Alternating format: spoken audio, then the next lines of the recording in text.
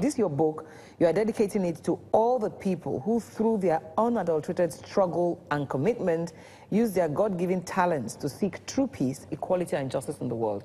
I would like to take a break, because I want to take the issue of equality and justice and link it to the level of ethnic differences that's happening now, and also security in Nigeria. I'll take a break. I'll be right back with Bishop, if you don't go away. Welcome back. Since Archbishop Ajakaye, Bishop Ajakaye, even me, Catholic, I know. You know why? You know why? Those who are in the archdioceses, they tend to make such mistakes as well, because they are used to archbishops. Our own archbishop, yes. So when you see another bishop, you think every bishop is an archbishop. But in the Catholic Church in Nigeria, we have 9 ecclesiastical provinces. And those ecclesiastical provinces, they have archbishops, except archbishops who are retired. Like His Eminence? His Eminence is retired, and Bishop Pt.2, I remember. Yes, Bishop Eko, Archbishop Job of Ibadan. Okay, that's good education. But what's important is some of your priests were killed. You've lost a lot of priests to these cattle marauders, or are they herdsmen? And recently in Lagos, the Archbishop led a group of people to go and to peacefully protest. And I wonder what you see personally, considering somebody who's been very, very vocal about this question of security and insecurity. What do you think about that situation? Oh, thank you very much. Oh, we don't even limit it to the priests and the Catholics killed. Every life is sacred. And nobody or group, no group of people, and nobody has the exclusive right to kill. And if that I have life, I have a right to live. But if my life, if I'm being attacked dangerously, I also have the right to defend myself, really. Because no person, really, no person, and that's right, God is the giver of life. And that is what we should preach to ourselves. Generally now in this country, there is more of hate and hatred. We need to let go hate or hatred and let in love. That is what we call elimination by substitution. Where did the hate and hatred come from? It's come, there are some of our so-called leaders too, who don't want people to get to the root of the things that are happening. And that's why the Catholic Church in Nigeria had to say that last month, that 22nd May, when the two priests who were killed in Makurdi diocese and 17 other Catholic Christians who were killed, that they were being buried that day. So we had masses all over the country in our various dioceses and archdioceses, and what we call a prayerful procession, not just protest, procession, to pray for the country. Oneness is strength. Unity is strength. Unity is power. And when you see united we stand, divided we fall. But there are those who are so selfish. Because of the selfishness of the human person, we now build a castle around ourselves. And when people are being killed indiscriminately, human beings killing human beings indiscriminately. And that's why I wrote that article, really. Because I called on the government and the security agencies not to tell us that, we hear them. They are always telling us that they are on top of the situation. But I want them to be on top of the action.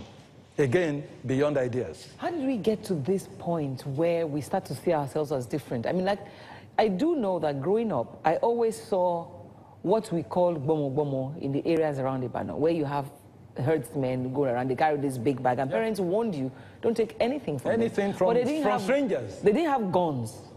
What's happening now that we are hearing situations where the cattle herdsmen has become an issue that has, some people say, politicized or taken advantage of? You know, we got it wrong when we began to see politics as do or die affair. And let me be practical here. It was in 2007, really, that the then president, Olusegun Obasanjo, said 2007 elections was going to be a do or die affair. I quoted him. Yes, in the book, yeah. You know, we should be mindful of what we say. Words are golden. Words are golden, and whatever we say, people are watching, people are listening. And the same person had to say, election is no more do or die. But why that statement? And that's why a responsible journalist interviewing somebody will not give that person the microphone. Because if you give me the microphone, I may have another idea from the question you are asking, and I say, oh, I want Lagos State or Nigeria to burn, before I could say you will withdraw. A responsive journalist will withdraw the microphone.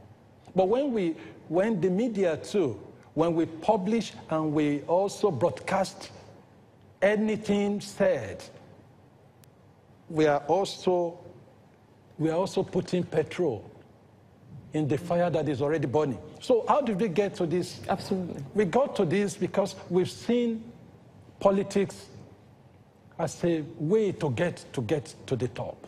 Isn't it a way to get to the top? Politics is for service. And that's why I disagree with those people who say politics is a dirty game. It's not a dirty game. The same politics is being practiced in the US, in the UK, and other countries in the global north. The global north are the countries where we used to call developed countries, while the global south are the countries we used to call developing countries. In the global north, they have what we call strong structures. In the US, the Constitution is sacrosanct. President Donald Trump, what did he say? He said so many things that he said he was going to do, but by the time he got into the office, he realized that there were structures there. That will make it impossible for him. And there are also people who are watching. Like in the past, we used to have Newswatch, we used to have Tell Magazine, News.